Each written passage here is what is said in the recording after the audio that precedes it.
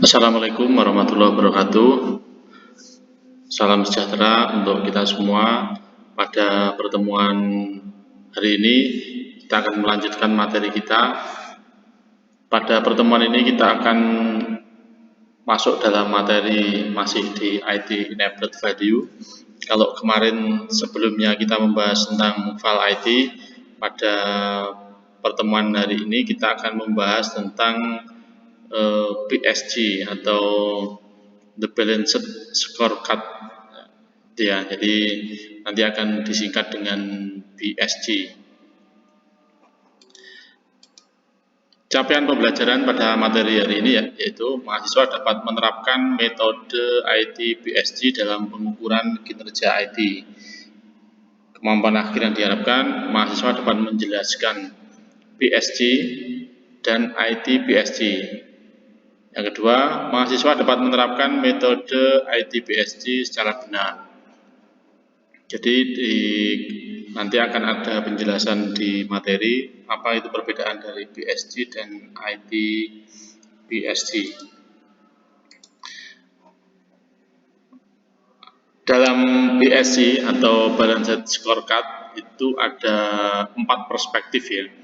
Yang pertama ada financial perspektif. Jadi yang saya jelaskan ini adalah BSC atau Balanced Scorecard yang digunakan secara umum, bukan untuk IT.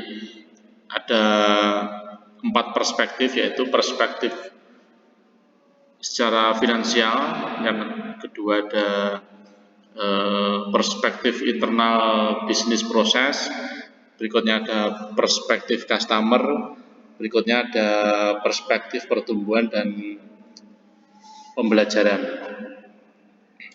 Yang pertama ini tadi ya, ada 4 perspektif: keuangan atau finansial, pelanggan atau customer, proses bisnis internal, pembelajaran dan pertumbuhan. Ini tadi 4 perspektif tadi.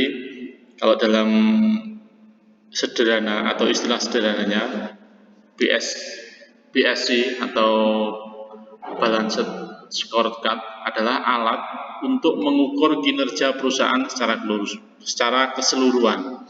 Jadi BSC ini digunakan untuk mengukur kinerja perusahaan secara keseluruhan, baik kinerja finansial ataupun kinerja non finansial. Konsep BSC dipopulerkan oleh Harvard University oleh Profesor Robert Kaplan dan David Norton, didasarkan pada 4 perspektif tadi yang sudah saya jelaskan tadi ya, dengan menggunakan acuan misi, visi, dan strategi perusahaan dalam pengukuran kinerja. Jadi yang perlu diperhatikan bahwa BSC di sini ada 4 perspektif: keuangan, pelanggan, proses bisnis internal, dan pembelajaran dan pertumbuhan. Yang pertama ada perspektif keuangan dalam BSG atau Balanced Scorecard. Perspektif keuangan merupakan perspektif yang tidak bisa diabaikan. Pengukuran kinerja keuangan menunjukkan apakah perencanaan, implementasi, dan pelaksanaan serta strategi memberikan perbaikan mendasar. Itu yang perspektif dalam finansial atau keuangan.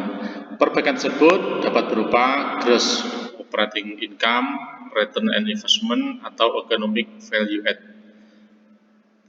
BSC dapat menjelaskan lebih lanjut tentang pencapaian visi yang berperan di dalam mewujudkan pertambahan kekayaan sebagai berikut.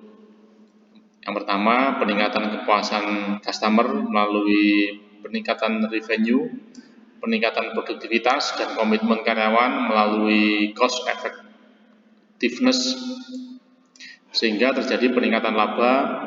Berikutnya, peningkatan kemampuan perusahaan untuk menghasilkan financial return dengan mengurangi modal yang digunakan untuk melakukan investasi dalam proyek yang menghasilkan return yang tinggi.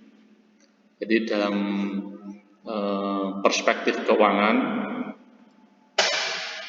dalam BSC ini intinya adalah melakukan pengukuran apakah keuangan yang di dalam perusahaan itu sudah sesuai dengan visi misi dan target perusahaan. Berikutnya ada perspektif pelanggan atau customer. Dalam perspektif pelanggan, perusahaan perlu terlebih dahulu menentukan segmen pasar dan pelanggan yang menjadi target. Selanjutnya, manajer harus menentukan alat ukur yang terbaik untuk mengukur kinerja dari tiap unit operasi dalam upaya mencapai target finansial. Jadi ditentukan segmennya ini seperti apa, apakah untuk kelas menengah ke bawah, menengah ke atas, dan sebagainya.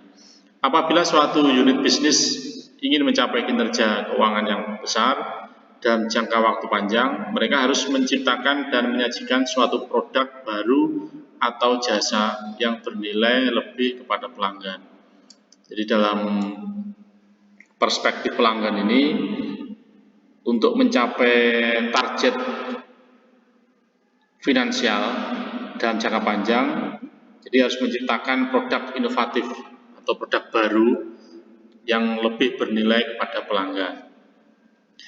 Berikutnya perspektif proses bisnis internal. Dalam perspektif ini, proses bisnis internal menampilkan proses kritis yang memungkinkan unit bisnis untuk memberi value proposition yang mampu menarik dan mempertahankan pelanggannya di segmen pasar yang diinginkan dan memuaskan para pemegang saham. Jadi dalam perspektif ini itu harus dalam bisnis internal itu harus menampilkan proses yang cukup penting sehingga segmen konsumen tetap terjaga. Misalkan dalam beberapa perusahaan besar itu melakukan inovasi yang cukup luar biasa untuk mempertahankan segmen di bidang IT, misalkan smartphone itu meskipun segmennya kadang tidak untuk semua kalangan, misalkan beberapa smartphone yang flagship misalkan itu kan segmennya untuk kelas menengah ke atas, itu harus dijaga, segmen itu dijaga dengan cara apa? Dengan produknya itu didesain sedemikian rupa sehingga benar-benar pas untuk kelas menengah ke atas ataupun untuk menengah ke bawah dan sebagainya. Secara umum hal tersebut terbagi menjadi 3 prinsip dasar perspektif proses bisnis internal, yaitu proses inovasi, proses operasi, proses layanan purna jual. Jadi untuk proses bisnis internal ini ada 3 prinsip. Jadi untuk segmen tertentu, misalkan kenapa smartphone flagship itu tetap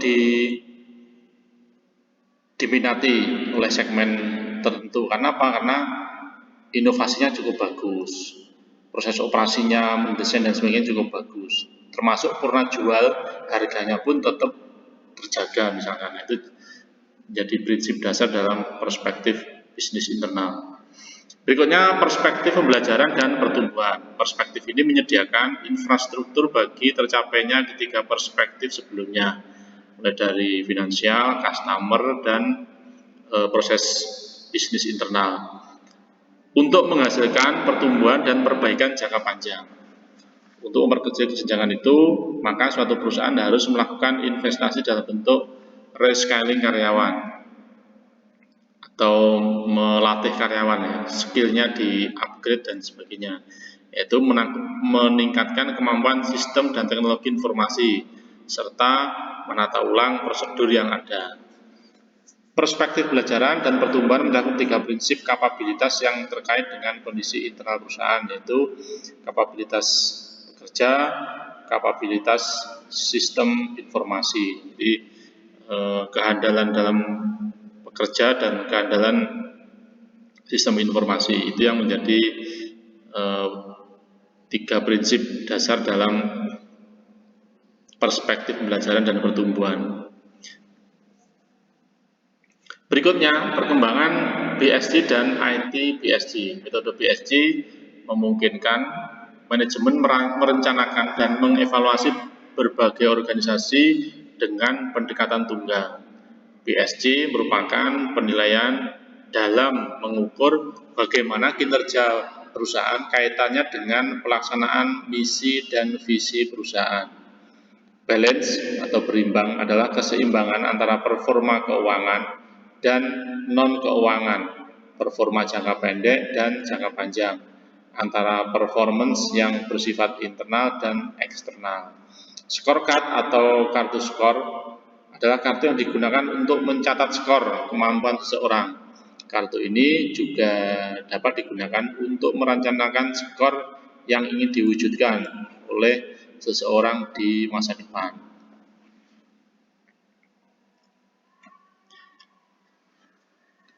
Berikutnya IT PSG. Jadi PSG yang secara khusus menangani masalah IT. PSG yang dirancang khusus menyelesaikan TI atau teknologi informasi mulai muncul pada 90-an. Jadi ini cukup lama ya, dan berkembang dengan desain, kompleksitas, dan konten. Metode IT Balanced Scorecard pertama kali dikembangkan oleh Wim van Grimbergen pada tahun 1997 sebagai pengembangan Balanced Scorecard. Jadi IT Balanced Scorecard ini tidak bisa lepas dari PSG karena ini merupakan pengembangan. Pada tahun 97, Balanced Scorecard digunakan pada Departemen Teknologi Informasi dengan pandangan mereka bahwa Departemen TI merupakan penyedia layanan internal, maka perspektif yang digunakan harus diubah dan disesuaikan. Jadi pada awalnya IT PSG ini digunakan itu pada divisi IT, jadi PSG secara umum tapi digunakan pada divisi IT. IT PSG menjadi alat yang populer untuk mengukur dan mengelola nilai teknologi informasi. IT PSG menjadi pandangan yang strategis yang menyeimbangkan antara pandangan taktis dengan kinerja yang sudah ada. Jadi kalau IT PSG ini pengukuran nilai yang spesifik ya, untuk mengukur nilai dari IT atau teknologi informasi. Jadi ini hal-hal yang mendasar